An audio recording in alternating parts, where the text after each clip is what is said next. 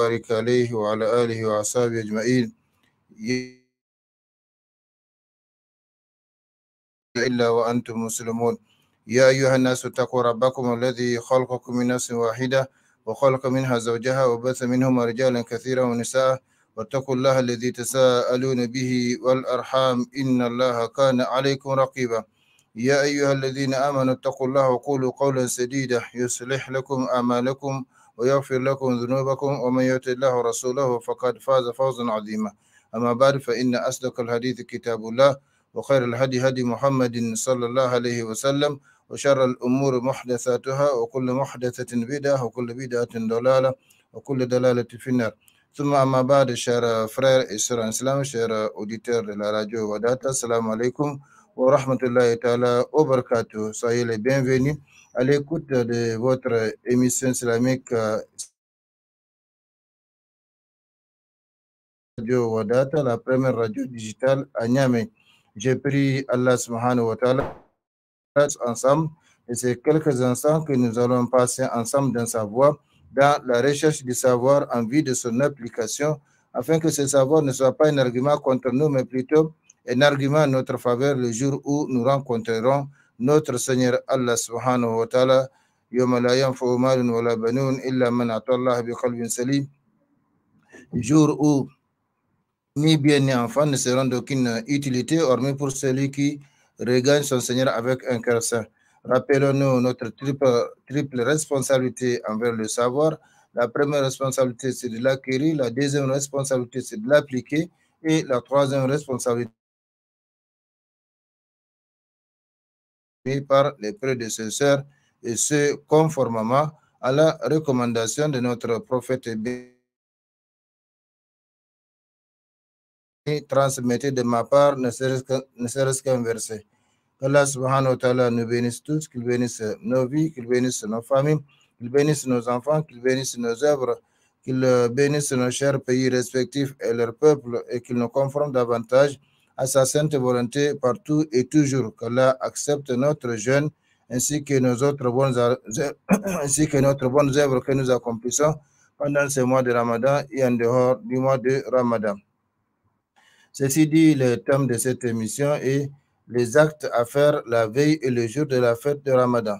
Donc, rien que ces titres, eh bien, rien qu'à travers ces titres, on comprend que nous sommes déjà à la fin donc, du mois béni de Ramadan. Subhanallah, comme ce mois a été très rapide, et comme nous l'avons dit et rappelé, en réalité, ce n'est pas le temps qui passe, ce n'est pas le Ramadan qui passe, mais c'est notre vie qui passe, parce que la vie de l'homme est composée justement d'années, justement de mois, de semaines, de jours, donc des heures, de minutes et de secondes que nous sommes en train de consommer. Donc tout ce qu'on ne peut plus rattraper ni compenser. Par conséquent, soyons conscients de cela et œuvrons donc dans le reste de notre temps, c'est-à-dire soit donc ce qui reste après ce Ramadan, Inch'Allah. Donc, chers frères et sœurs, nous allons, après avoir évoqué la zakat al-fitr qu'il faut prélever et donner à ses ayants droit, aux bénéficiaires avant la prière de Eid, eh bien, nous allons parler aujourd'hui des actes à faire la veille et le jour de Ramadan. Sachez donc qu'il y a plusieurs actes, bienséances et comportements à observer la veille et le jour de la fête de Ramadan. Nous allons essayer de les dire au cours de cette émission. Si on n'arrive pas à les finir, Inch'Allah, on reviendra donc sur les mêmes thèmes au cours des émissions à venir, même si nous avons d'autres thèmes encore importants à traiter avant donc la fin de ce mois béni de Ramadan. Donc, parmi ces actes, ce qu'on appelle les takbir, at-takbir, cette proclamation ou exaltation Ramadan dès l'annonce de la fin du jeûne du Ramadan, soit par la vision du croissant lunaire marquant les mois de Shawwal, soit par la fin du 30e jour de Ramadan.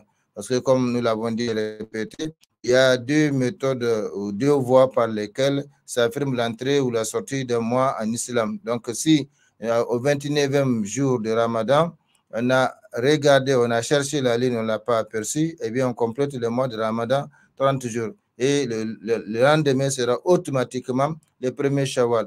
Ou bien on a aperçu au 29e jour de Ramadan, on a aperçu le croissant lunaire de Shawwal, eh bien automatiquement le lendemain sera donc le premier Shawwal, donc le jour de la fête. Par conséquent, il faut dès l'annonce donc de l'entrée du mois de Shawwal, c'est-à-dire de la fin de Ramadan, il y a donc cette takbir, cette proclamation de la grandeur d'Allah subhanahu wa ta'ala qui commence. Allah subhanahu wa ta'ala nous a dit dans le noble Coran, شهر رمضان الذي أنزل فيه القرآن هدى للناس وبينات من الهدى والفرقان فمن شهد منكم الشهر فليصمه ومن كان مريضا أو على سفر فعدة من أيام أخر يريد الله بكم اليسر ولا يريد بكم العسر ولتكملوا العدة وتكبروا الله على ما هداكم ولعلكم تشكرون.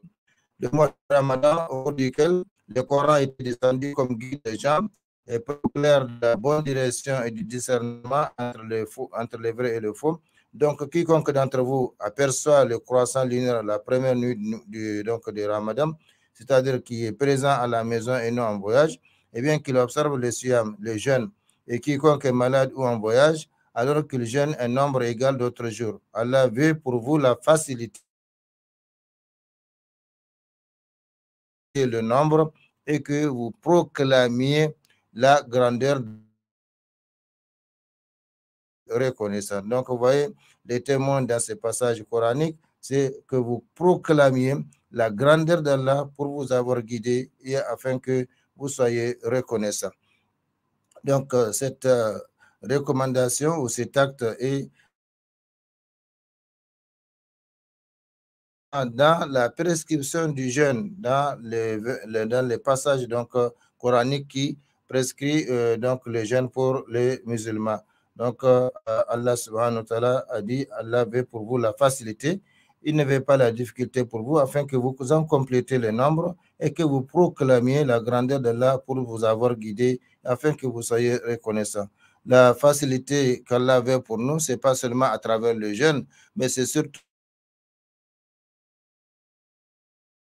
pas un calvaire. Le jeûne n'est pas un problème. Le jeûne, c'est pour nous purifier moralement, physiquement et sur le plan sanitaire, et également pour donc bonifier notre relation, notre comportement avec Allah subhanahu wa ta'ala, avec nous-mêmes, avec notre entourage proche et lointain. Par conséquent, chers frères et sœurs, Allah veut la facilité pour nous, et ça suffit, même s'il ne dit pas le contraire, mais il ajoute encore, il ne veut pas la difficulté pour vous. Et par conséquent, dans tout ce que Allah nous demande de faire, dans tout ce que Allah nous prescrit, c'est dans notre intérêt, et cela conformément donc à son principe, selon lequel il ne charge aucune âme au-dessus de ses capacités, au-dessus de ses moyens. Par conséquent, s'il nous a demandé de jeûner, c'est que nous sommes capables de jeûner. C'est lui qui nous a créés, il nous connaît mieux que n'importe qui. S'il nous a demandé de prier 5 fois par jour, c'est que nous sommes capables de le faire. S'il nous a demandé de prélever la zakat, c'est que nous sommes capables de prélever la zakat. Mais prélever la zakat sous-entend donc la recherche des moyens qui permettent donc de prélever la zakat. S'il nous a demandé d'accomplir le hajj, c'est que nous sommes capables d'accomplir le hajj, et ainsi de suite. Donc, Allah veut la facilité pour nous, il ne veut pas la difficulté pour nous. Ça, c'est valable dans tous les domaines de la vie, parce que Allah ne charge aucune âme au-dessus donc de ses moyens, de ses capacités. Parmi les actes à faire la veille et le jour de la fête, c'est cette proclamation, ce qu'on appelle at-takbir. Et la formule de ce takbir est la suivante. Allahu Akbar, Allahu Akbar, Allahu Akbar, Allahu Akbar, walillah alhamd. Donc, on dit 3 fois Allahu Akbar, et puis on dit La ilaha illallah une seule fois, et puis on dit encore 2 fois Allahu Akbar, et puis on dit Walillah alhamd. Ça, c'est la formule la plus caractéristique donc des fêtes islamiques. Nous avons 2 fêtes islamiques, comme le prophète sallallahu alayhi wa sallam a dit. en plus de ces deux fêtes islamiques annuelles, nous avons une fête hebdomadaire qui est la fête donc le jour de vendredi, c'est donc un jour de fête pour les musulmans. Mais en dehors de cela, en tant que fête, nous avons seulement deux fêtes, la fête de Tabaski et la fête de Ramadan. Toutes les deux fêtes viennent après une épreuve. La fête de Ramadan vient après l'épreuve de jeûne. Donc, une fête, normalement, c'est une occasion de réjouissance. Donc, après avoir traversé avec succès une épreuve, après avoir affronté avec succès une épreuve, c'est comme ce qu'on dit aujourd'hui dans les termes donc, académiques, arrosage. Donc, quand vous obtenez votre diplôme, après avoir en tout cas enduré, peiné, patienté dans justement les études et donc le fait donc d'affronter les épreuves. Donc, vous avez obtenu votre diplôme. C'est tout à fait normal que vous arrosiez. C'est là que vous organisez donc une invitation pour remercier le Seigneur si vous êtes croyant et maintenant manifester votre joie. De la même façon, la fête de Ramadan vient après l'épreuve de Ramadan, l'épreuve à laquelle nous avons été donc soumis. La fête de Tabaski quitte depuis chez eux pour aller à la mer, celui du voyage, celui du séjour, celui du changement du climat, celui du changement du régime alimentaire, sans compter donc tous les désagréments qu'on peut rencontrer dans le voyage, comme le prophète sallallahu alayhi wa sallam a dit, le voyage est un morceau de châtiment. Par conséquent, une fête, c'est ça. La fête vient après une épreuve qu'on a suivie avec succès. Sinon, ça n'a pas de sens. Malheureusement, aujourd'hui, tout est fait. Et chaque chose a sa fête annuelle. Qu'Allah subhanahu wa ta'ala nous fasse comprendre. Donc, la formule caractéristique de cette proclamation de la grandeur d'Allah subhanahu wa ta'ala, comme il l'a recommandé dans le noble Coran, c'est Allahu Akbar, Allahu Akbar, Allahu Akbar, La ilaha illallah, Allahu Akbar, Allahu Akbar, walillahi alhamd. Cette formule est recommandée donc dès l'annonce de la fin donc du mois venu de Ramadan, c'est-à-dire dès l'annonce de l'entrée du mois Shawwal, donc le lendemain sera la fête de Ramadan. Chers frères et sœurs en islam, il faut bien prononcer les mots Allahu Akbar. Il n'y a pas de contraction, c'est pas Allah Akbar, comme disent les gens, Allah Akbar, Allah Akbar, de la prière. Et malheureusement, dans la prière, il y a une formule qu'on appelle Takbiratul Ihram. C'est le premier Allahu Akbar. Si elle n'est pas bien faite, elle n'est pas bien prononcée, cela veut dire qu'on est entré avec défaillance dans la prière. Par conséquent, il faut bien prononcer Allahu Akbar. Il n'y a pas de contraction. Il n'y a pas donc contraction entre les deux termes Allahu Akbar. Hein? C'est Allahu Akbar. Akbar. Donc, on dit ça 3 fois. Allah Akbar. La ilaha illallah. Allahu Akbar. Allahu Akbar. Walillahi alhamd. Il n'y a pas de mal, chers frères et sœurs en islam, chers auditeurs, il n'y a pas de mal ni empêchement à ce que le musulman ajoute à cette expression les mots suivants. En réalité, cette formule est prononcée dès la veille, donc, et également dans les mosquées de la fête de la prière donc de Eid. Eh bien, généralement, cela est répété dans le lieu où on va accomplir la prière de Eid, la prière donc de la fête. Cela est répété jusqu'à ce que l'imam arrive. C'est pourquoi, en quittant chez soi, on doit continuer à dire cette formule. Ça, c'est la formule caractéristique de la fête, de fête islamique. C'est comme la talbiya, donc la formule caractéristique du Hajj. Labbaik Allahumma labbaik. لبيك لا شريك لك لبيك إن الحمد والنعمة لك والملك لا شريك لك. Donc, ça, c'est la formule caractéristique du Hajj. Ici, c'est la formule caractéristique de la fête de Ramadan. C'est cette formule-là. Allahu Akbar, Allahu Akbar, Allahu Akbar, La ilaha illallah, Allahu Akbar, Allahu Akbar, walillahi alhamd. Donc, on la prononce la veille, on la prononce le matin en allant à la place de la prière de Eid. Et on continue à dire cela, même s'il y a un groupe de jeunes qui fait ça, eh bien, il faut continuer à le faire jusqu'à ce que l'imam arrive. Et quand l'imam arrive, il faut savoir, normalement, la prière de Eid, ça s'accomplit sur une place donc ouverte, donc c'est pas à l'intérieur d'une mosquée, sauf si il y a une cause qui oblige donc les musulmans à prier dans la prière dans la mosquée, par exemple l'éloignement d'une place vide, comme dans les grandes villes aujourd'hui, ou bien la pluie. Donc sinon, on fait ça à ciel ouvert, et quand on arrive, comme c'est pas une mosquée, on s'assoit sans accomplir deux rakats de prière. Par conséquent, chers frères et sœurs, je disais qu'il n'y a pas de mal ni empêchement, c'est que les musulmans ajoutent à cette expression les mots suivants. Allahu Akbar kabira, walhamdulillahi kathira, wa subhanallahi bukratan wa asila, la ilaha illallah wahdah, sadaqa wa'dah, wa nasra abdah, wa azza jundah, wa hazama al-ahzab wahdah, la ilaha illallah, la na'budu illa iyyah, مخلصين له الدين لو كره الكافرون اللهم صل على سيدنا محمد وعلى آل سيدنا محمد وعلى أصحاب سيدنا محمد وعلى أزواج سيدنا محمد وسلم وبارك عليه وعليهم كثيرا كثيرا. Donc, c'est pas interdit, comme dans certaines mosquées, les jeunes font ces dhikrs-là jusqu'à l'arrivée de l'imam. Par conséquent, chers frères et sœurs en islam, il est de la tradition prophétique ou de la sunna pour les hommes de prononcer à haute voix ces formules caractéristiques des fêtes islamiques dans les mosquées, dans les marchés, dans les rues, dans les maisons, en guise d'exaltation de la grandeur d'Allah et en guise de l'annonce publique de son adoration et de ses remerciements. Malheureusement, c'est une délaissée aujourd'hui.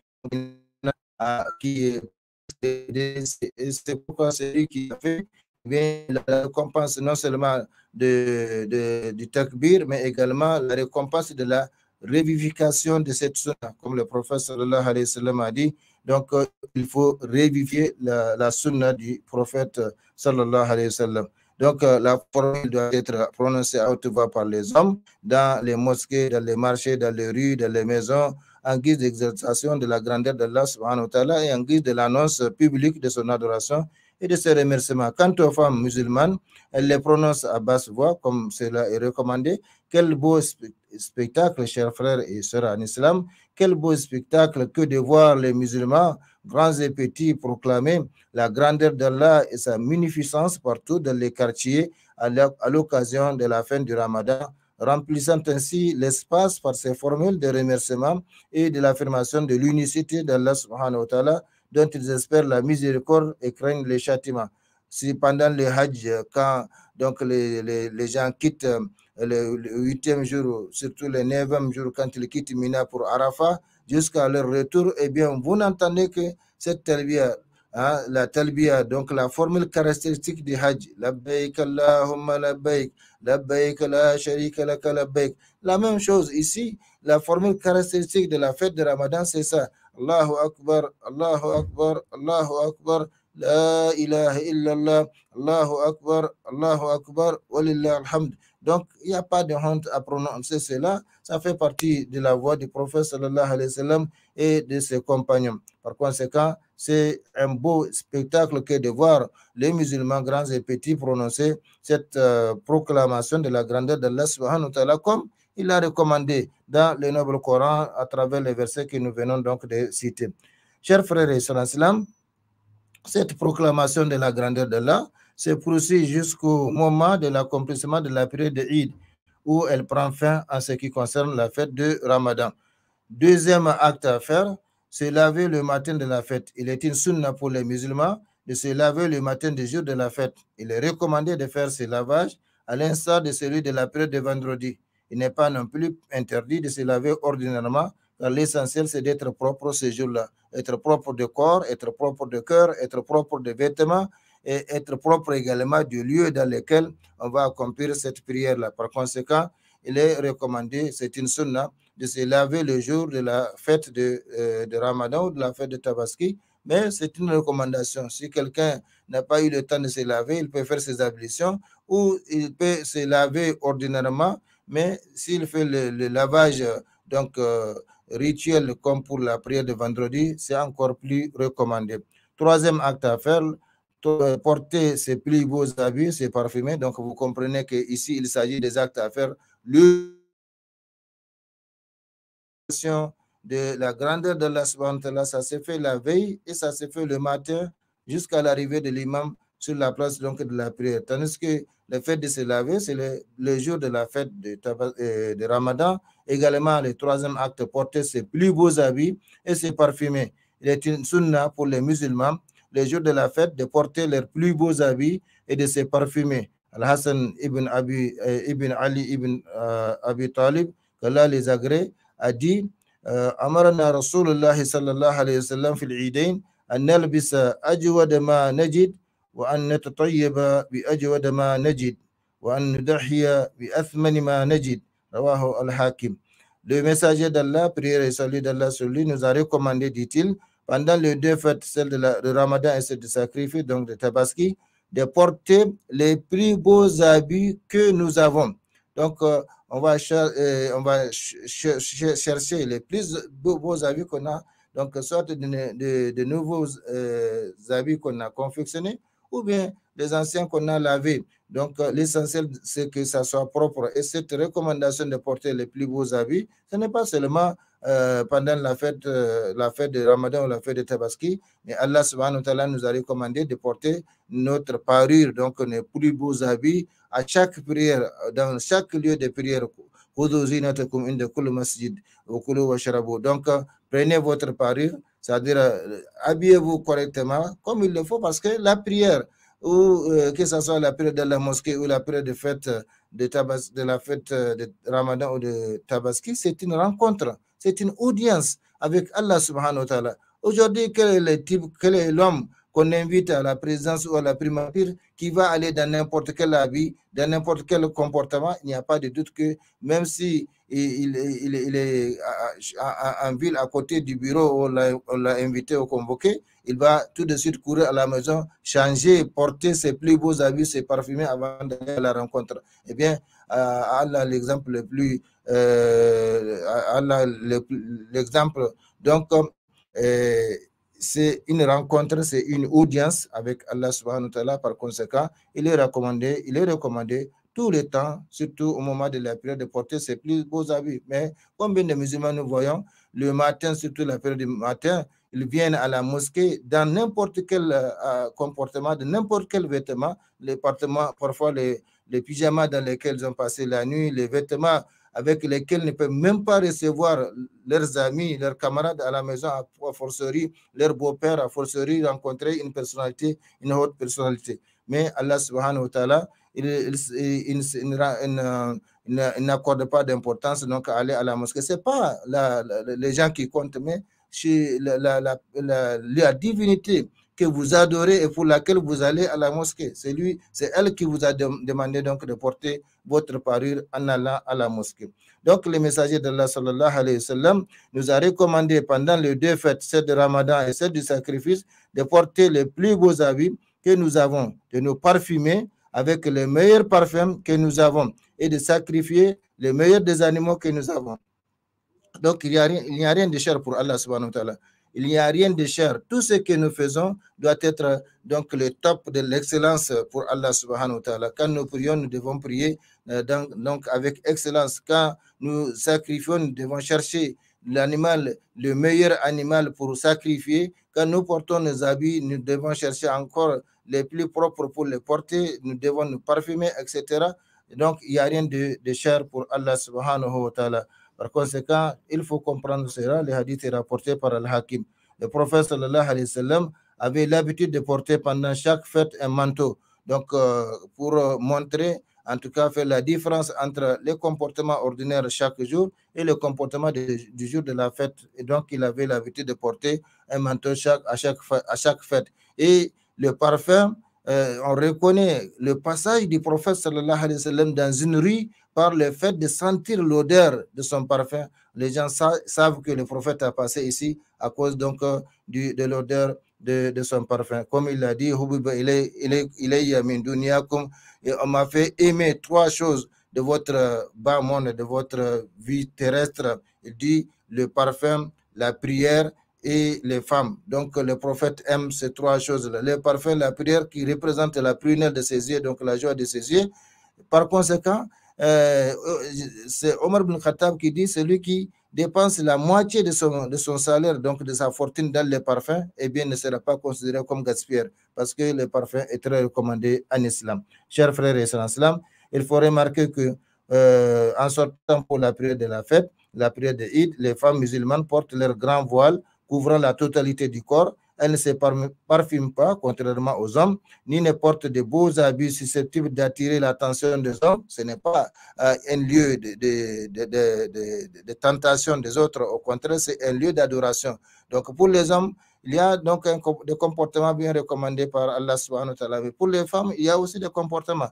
Il faut porter donc leur grand voile couvrant la totalité du corps. Elles ne se parfument pas, ni ne portent de beaux habits susceptibles d'attirer l'attention des hommes. Le prophète sallallahu alayhi wa sallam a précisé que toute femme qui se parfume pour que les gens auprès desquels elle passe trouvent son odeur est fornicatrice, qu'Allah subhanahu wa ta'ala nous en préserve. Mais elles porteront donc leur parure comme Allah subhanahu wa ta'ala l'a recommandé. Elles portent qui leur sont prohibés au mariage et surtout devant leur mari. Aujourd'hui, la plupart des femmes, si vous les voyez s'habiller, donc sapées comme on dit, eh bien c'est pour sortir, c'est pour un mariage, c'est pour aller au travail, c'est pour aller à un baptême, mais ce n'est pas pour le mari, alors que c'est ça qui est recommandé. Il faut s'habiller correctement, se saper comme on dit. D'ailleurs, la recommandation est réciproque. L'homme doit être propre pour sa femme, la femme doit être propre pour son mari, surtout la femme, parce qu'il faut attirer son mari, il faut l'empêcher d'aller donc regarder des femmes au dehors. Donc, si la femme se laisse dans n'importe quel comportement, eh bien, le mari peut être tenté par les femmes qui les regardent dans la rue. Par conséquent, l'islam recommande à ce que la femme donc se parfume pour son mari, s'habille correctement, se sape correctement, change de coiffure, etc. Tout cela, chers frères et sœurs en islam, ça fait partie des secrets donc des femmes pour garder donc l'amour entre elles et leur mari. Chers frères et sœurs en islam, le quatrième acte à faire le jour de la fête du Ramadan, c'est manger des dates avant de sortir pour la période de Eid. Il est une sunna pour les musulmans de manger un nombre impair de dates, 1, 3, 5, 7, etc., le matin de la fête de Ramadan avant de sortir pour la période de Eid, ou encore à la mosquée. Il faut manger ces dates-là avant la prière. Ceci concerne ceux qui restent dans la mosquée, parce que dans certains lieux, dans certains pays, comme la prière va se dérouler dans la mosquée, il y a des gens, s'ils viennent à la période de Fajr, ils ne retournent pas à la maison à cause donc de l'embouteillage, à cause donc de la masse de fidèles. Donc, ils restent dans la mosquée. Par conséquent, il faut apporter ces dates et les manger avant la prière pour montrer qu'on ne gêne pas les jours-là. Donc, il est interdit de jeûner le jour de la fête. Par conséquent, c'est pourquoi donc on mange ces dates-là avant de sortir. Ceux qui donc avant la prière obligatoire donc du Fajr, ceux qui restent après dans la mosquée après la prière obligatoire du Fajr, attendant le mois de la prière de Eid. Anas qu'Allah l'agré a dit كان النبي صلى الله عليه وسلم لا يغدو يوم عيد الفطر حتى يأكل ثمرات ويأكل Bukhari ou Ahmed. Le prophète sallallahu alayhi wa sallam dit Anas pour la période de Eid, avant de manger, ne sortez pas donc, avant de manger des dates. Et il a mangé un nombre impair. Donc, comme je l'ai dit, 1, 3, 5, 7, etc. Hadith rapporté par le Bukhari et Ahmed. Et à défaut des dates, on mange la nourriture disponible, car le but est de montrer qu'on ne gêne pas le jour de la fête comme cela interdit. Dernier acte que nous allons rappeler, il y a jusqu'à 11 que nous avons choisi, donc nous sommes au 5e. Sortir très tôt pour la place de la prière de Eid. La sunna, le jour de la fête, consiste à sortir très tôt pour la place de la prière de Eid. Hommes et femmes, jeunes et vieux, seul l'imam qui dirige la prière est tenu d'attendre le rassemblement des fidèles et l'entrée du moment requis pour l'accomplissement de la prière de Eid. Cette dernière s'accomplit, comme je l'ai dit, de préférence sur une place aménagée à cet effet, généralement en dehors de la ville, mais il est permis de l'accomplir dans la mosquée pour une raison valable, telle la pluie ou l'éloignement d'une place publique en dehors de la ville. Chers frères et sœurs, voilà donc ce que Allah subhanahu wa ta'ala nous a permis de vous dire par rapport aux actes à faire le jour, la veille et le jour de la fête de Ramadan. Nous aurons à revenir, Inch'Allah, pour compléter ces actes-là au cours des émissions à venir. Qu'Allah subhanahu wa ta'ala bénisse ce que nous avons dit, ce que vous avez entendu, qu'il nous conforme davantage à sa sainte volonté partout et toujours. Allahumma rabbana taqabbal minna innaka anta samiul alim wa tub alayna innaka anta tawwabur rahim. Allahumma rabbana آتنا في الدنيا حسنة وفي الآخرة حسنة وقنا عذاب النار وفقنا دائما لما تحب وترضى من الأقوال والأفعال والأحوال برحمتك يا أرحم الراحمين. اللهم صل وسلم وبارك وأنعم على عبدك رسولك محمد وعلى آله وأصحابه أجمعين. سبحان ربك رب العزة ما يصفون وسلام على المرسلين والحمد لله رب العالمين والسلام عليكم ورحمة الله تعالى وبركاته. فاشهد لي بترك دادي لشد أخذي كتاب